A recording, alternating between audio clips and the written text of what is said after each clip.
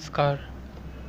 The new education government policy first 60 years of company. For the first 60 years of its dominion in India, the East India Company, a trading and a profit-making concern, took no interest in the promotion of education. Some minor exceptions were of efforts by individual. The Point 1. The Calcutta Madrasa was established by Warren Hastings in 1781 for the study of Muslim law and related subjects. Point 2. The Sanskrit College was established by Jonathan Duncan, the resident at Benares in 1793 for the study of Hindu law and philosophy. Point 3. Fort William College was set up by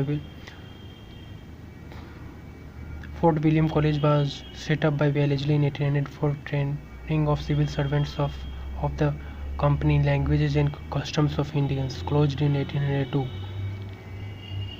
The Calcutta Madrasa and the Sanskrit College was designed to provide a regular supply of qualified Indians to help the administration of law in company's court, and the knowledge of classical language and vernaculars was useful in correspondence with the Indian states. Enlightened Indians and missionaries started exerting pressure on the government to promote modern secular Western education. Since enlightened Indians thought that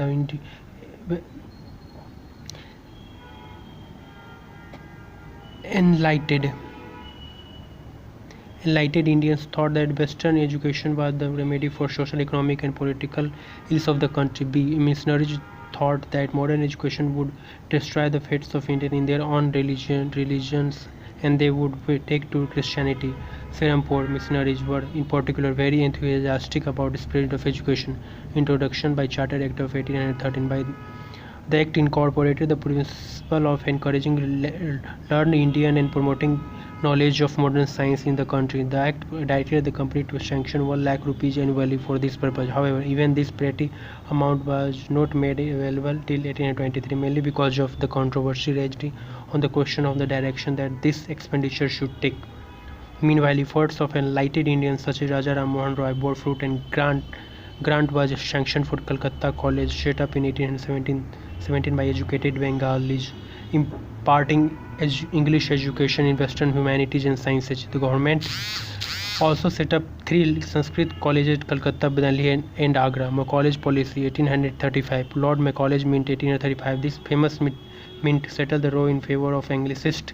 The limited government resources were to be devoted for teaching of Western sciences and literature through the medium of English language alone. Lord Macaulay held the view that Indian learning was inferior to European, which was true as far as physical and social sciences in the contemporary stage were concerned. The government soon made English as the medium of instruction in its schools and colleges, and opened a few English schools and colleges instead of a large number of elementary schools, thus neglecting mass education. The British planned to educate a small section of upper and middle classes, and thus creating a class Indian in blood and color, but English in tastes, in opinions, in morals, and in intellect, who would act as interpreters between government and masses, and would enrich the vernaculars by which knowledge of Western sciences and literature would reach in the masses. This was called the downward filtration theory.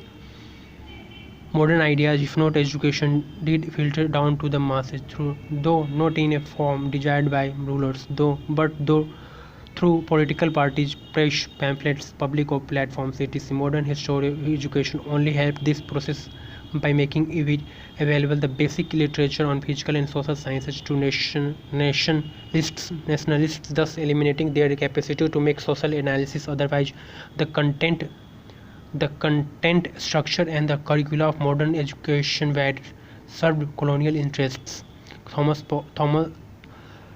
Thompson's policy. James Thompson, Lieutenant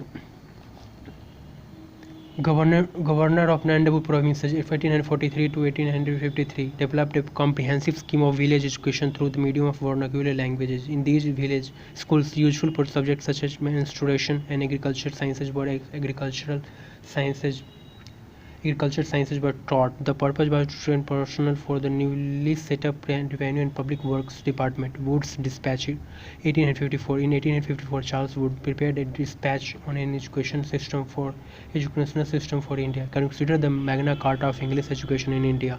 This document was the first comprehensive plan for the spread of education in India. 1. It asked the government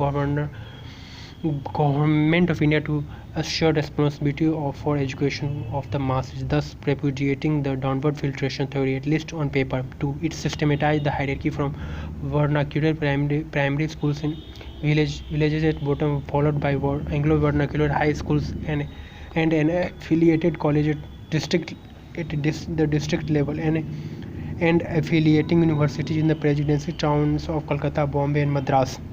3. It recommended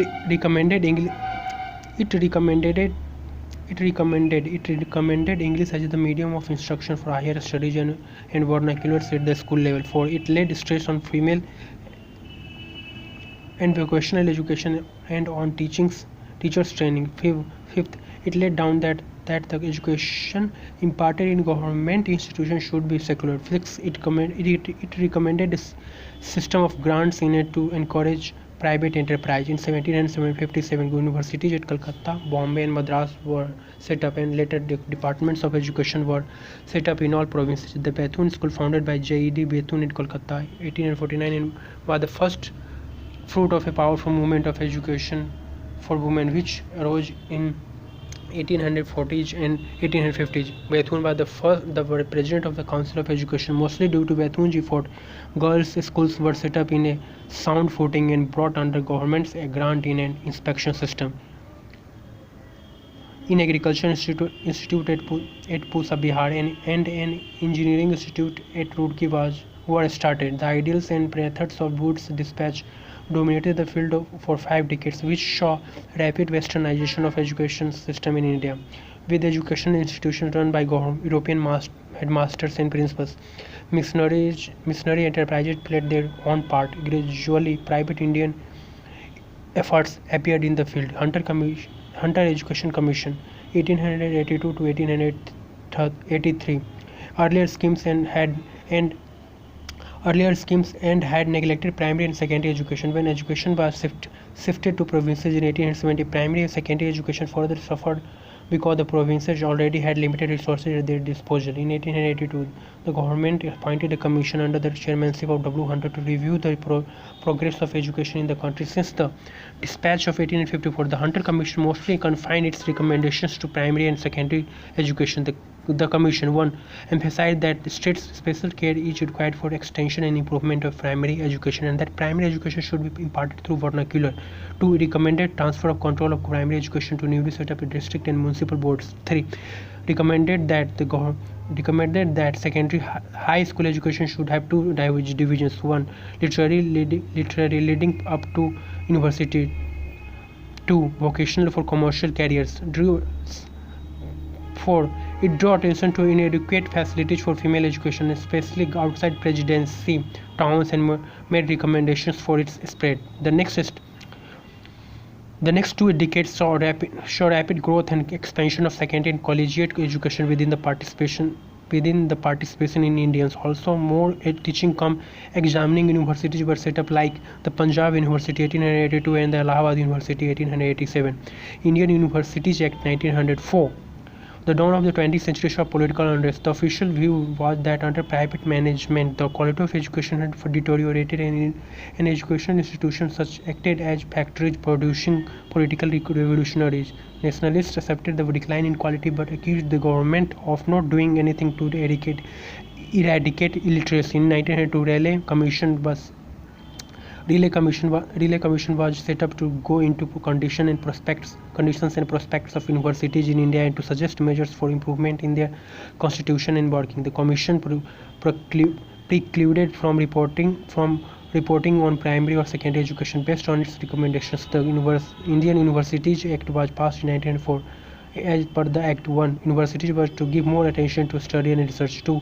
The number of fellows of a university and their period in office were reduced, and most fellows were to be nominated by the government. 3. Government was to have powers to veto universities' Senate regulations and could amend these regulations or press regulations on its own. 4. Conditions were to be made stricter for affiliation of private colleges, and 5. Made 5 lakhs rupees but 5 lakhs rupees were to be sanctioned per annum for 5 years for improvement for higher education universities. Curzon justified greater control over universities in the name of quality and efficiency, but actually sought to restrict education and to discipline the educated towards loyalty to the government. The nationalists saw it in an attempt to strengthen imperialism. The nationalists saw in it an attempt to strengthen imperialism and to sabotage nationalist feelings. Gokhale called it a retrograde measure. Education policy 1913. In 1906, the progressive state of Baroda introduced compulsory primary education throughout its territories. The national leaders urged the government to do so for British India. Gokhale made a powerful advocacy for it in the Legislative Assembly. In its 1913 resolution on education policy, the government refused to take up the responsibility of compulsory education but accepted the policy of removal of illiteracy and urged provincial governments to take earlier steps to provide free elementary education to the poorer and more backward sections. Private efforts were to be encouraged for this, and the quality of secondary education schools was to be improved. A university, it was decided, was to be established in each province, and teaching activities of universities were to be encouraged. Sadler University Commission 1970 to 1919. The commission was set up to study and report on problems of Calcutta University, but its recommendations were applicable more or less to other universities also. It reviewed the entire field from school education to university education. It held the view that for the improvement of university education, improvement of secondary education was a necessary precondition. Its observation was as follows: 1. School course should cover 12 years. Students should enter university after an intermediate stage rather than metric for a 3-year degree course in university. Thus, this was done to A. Prepare students for university stage, B. Relieve universities for a large number of below university standards students, and C. Provide collegiate education to those not planning to go through university stage. A separate board of secondary and intermediate education should set up for administration and control of secondary and intermediate education. 2. There should be less rigidity in framing university regulations. 3. A university should function as centralized unitary residential teaching autonomous body rather than a scattered affiliated colleges. In the period from 1916 to 1921, 7 new universities came up at Mysore, Patna, Banaras, Aligarh, Dhaka, Lucknow, and Osmania. In 1920, the government recommended Sadler report to the provincial governments. Education under diarchy. Under Montagu Chelmsford reforms, education was shifted to provincial ministries, and the government stopped taking direct interest in educational matters. While government grants liberally sanctioned since 1902 were now stopped, financial difficulties prevented any substantial expansion, but still education grew, especially under philanthropic efforts. Hartog Committee 1929. An increasing number of schools and colleges had led to the deterioration of education and standards. Hartog Committee was set up to report on development of education. Its main recommendations were as follows: 1. The emphasis should be given to primary education, but there need to be no hasty expansion or compulsion in education. 2. Only deserving students should go in for high school and intermediate stage, while average students should be diverted toward vocational courses at standard. 3. For the improvements in standard of university education, admission should be restricted. Wardha Scheme of Basic Education 1937. The Congress had organized a national conference on education in October 1937 in Wardha. In the light of the resolutions passed there, Zakir Hussain Committee formulated a detailed national detailed national scheme for basic education. The main principle behind this scheme was learning through activity. It was based on Gandhi's ideas published in the series of articles in the Weekly Harijan. Gandhi thought that Western education had created a gulf between the educated few and the masses, and had also made the educated elite ineffective. The scheme had the following provisions: 1. Inclusion of a basic handicraft in the syllabus. 2. First 7 years of schooling to be an integral part of a free and compulsory nationwide education through system through mother tongue. 3. Teaching to be in Hindi from class 2nd to 7 and in English only after class 8. 4. Ways to be devised to establish contact with the community around schools through service. 5. A suitable technique to be devised with a view to implementing the main idea of basic education, educating the child through the medium of productive activity of a suitable handicraft. The system, rather than being a methodology for education, was an expression of an idea for a new life and a new society. The basic premise was that only through such a scheme India could be an independent and non-violent society. This scheme was child-centered and cooperative. There was not much in development of this idea because of the start of the Second Civil War and the resignation of Congress ministries. October 1939. Sergeant Plan of Education. The Sergeant was the educational advisor to the government, was worked out by the Central Advisory Body of Education in 1944. It recommended 1. Primary education for 3 to 6 years age group, pre-universal and compulsory elementary education for 6 to 11 years age group, high school education for 11 to 17 year age group for selected children, and a university course of 3 years after higher secondary. High schools to be of two types: one academic and 2 technical and vocational. 2. Adequate technical and commercial and arts education. 3. Abolition of intermediate course. 4. Liquidation of adult illiteracy in 20 years. 5. Stress on teachers training physical education for the physically and mentally handicapped. The objective was to create within 40 years the same level of educational attainment as prevailed in England. Although a bold and a comprehensive scheme, it proposed no methodology for implementation. Although the ideal of England's achievements may not have suited Indian conditions. Development of vernacular education. During the early 19th century, vernacular education was in a sorry state of affairs. It was mostly dependent on contributions from wealthy zamindars. 1835, 1836, 1838. William Adams' report on vernacular education in Bengal and Bihar pointed out defects in the system of vernacular education. 1843 to 1853.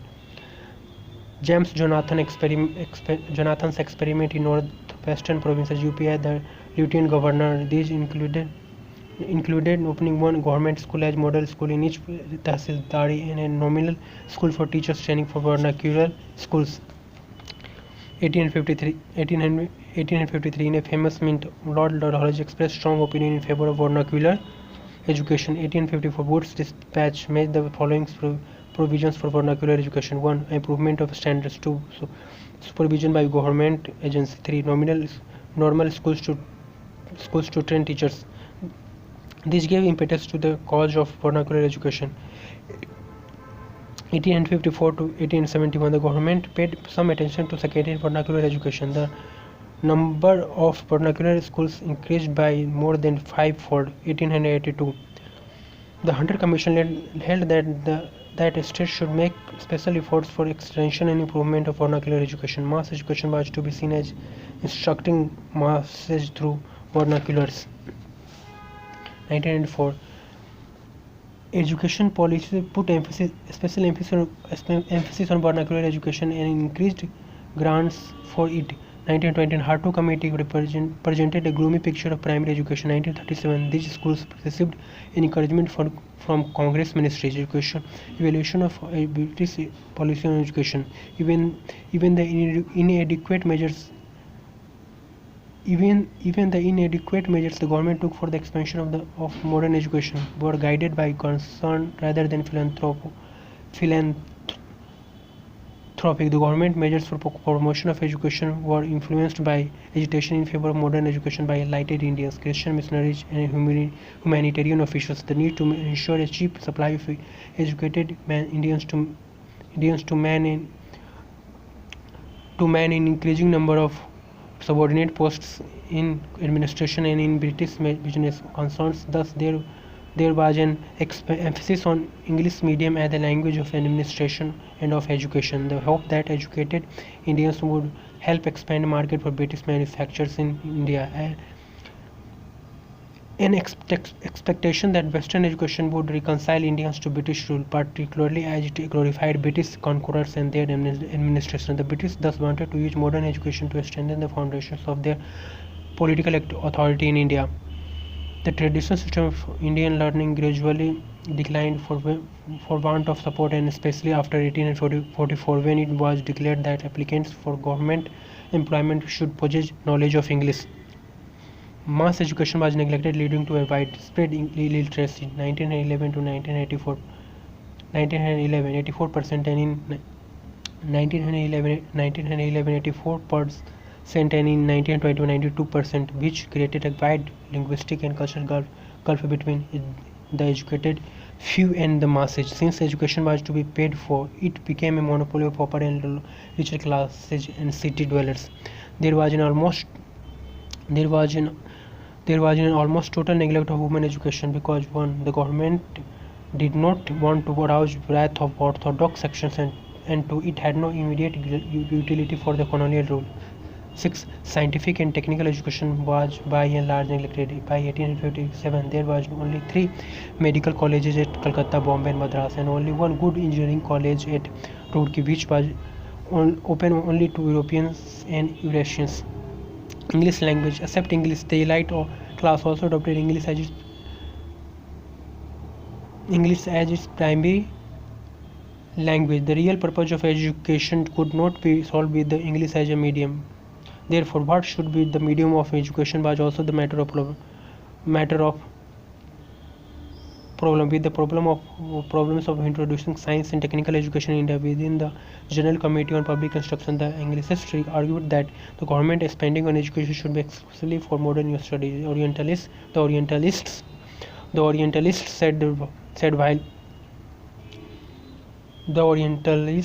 said while Western sciences and literature should be taught to prepare a student to take up jobs, emphasis should be placed on expansion of traditional Indian learning. Even the Anglicists were divided over the question of medium of instruction. One faction was for English language as the medium, while the other faction was for Indian language vernaculars for the purpose.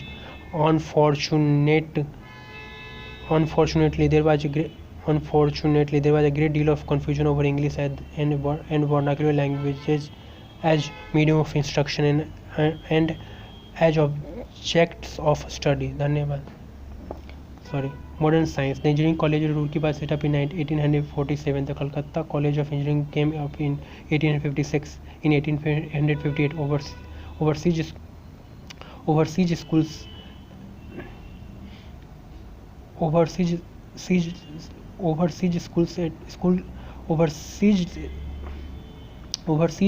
school at Pune was raised to the status of Pune College of Engineering and affiliated to Bombay University. Guindy College of Engineering was affiliated to Madras University.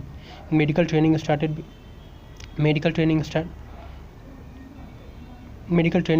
with the establishment of a medical college in Calcutta in 1835. Lord Curzon did much to broaden the whole basis of professional courses such as medicine, agriculture, engineering, veterinary sciences, etc. He established an agriculture college at Pursa, which acted as a parent institution of similar institutions in other provinces. Dhanyavad. Thank you so much.